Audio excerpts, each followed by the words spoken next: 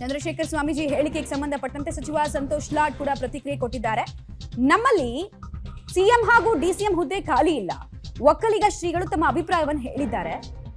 3 DCM ಹುದ್ದೆಯನ್ನ create ಮಾಡುವಂತಹ ಸುದ್ದಿ ಇದೆ. ಸಚಿವರು, ಶಾಸಕರು, ಹೈಕಮಾಂಡ್ ಅದನ್ನ ತೀರ್ಮಾನ ಮಾಡ್ತಾರೆ. ಸಿಎಂ ಗೊಂದಲ ವಿಚಾರದಿಂದ ಸರ್ಕಾರ ಡಿಸ್ಟರ್ಬ್ ಆಗಿಲ್ಲ ಅಂತ ಕೂಡ ಹುಬ್ಬಳ್ಳಿಯಲ್ಲಿ ಸಚಿವ ಸಂತೋಷ್ ಲಾಡ್ ಅವರು ಹೇಳಿಕೆ ಕೊಟ್ಟಿದ್ದಾರೆ. ಖಾಲಿ ಇಲ್ಲದ ಕುರ್ಚಿಗೆ 10 ಖರ್ಚೀಫ್ನ ಅಗತ್ಯತೆ ಇಲ್ಲ ಅನ್ನೋದು ಅವರ ಮಾತಿನ ಸಾರಾಂಶ. ಸಿಎಂ ಹುದ್ದೆ ಖಾಲಿ ಇದೆಯಾ ಸರ್? ಇಲ್ಲ, ಆ ಥರ ಏನು ಖಾಲಿ ಇಲ್ಲ.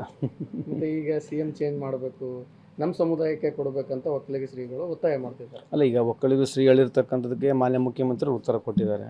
ಈಗ ಅವ್ರ ಅಭಿಪ್ರಾಯನ ಶ್ರೀಗಳು ಹೇಳಿದ್ದಾರೆ. ಸೊ ಇದು ಒಂಥರ ಡೆಮೊಕ್ರೆಟಿಕಲಿ ಎಲೆಕ್ಟೆಡ್ ಸರ್ಕಾರ ಇದು. ಆಮೇಲೆ ಮುಖ್ಯಮಂತ್ರಿ ಆಗಬೇಕಂತಂದರೆ ಶಾಸಕರು ಆಮೇಲೆ ಹೈಕಮಾಂಡ್ ಹೇಳಿರ್ತಕ್ಕಂಥ ನಿರ್ಧಾರದ ಮೇಲೆ ಆಗಿರ್ತಕ್ಕಂಥದ್ದು.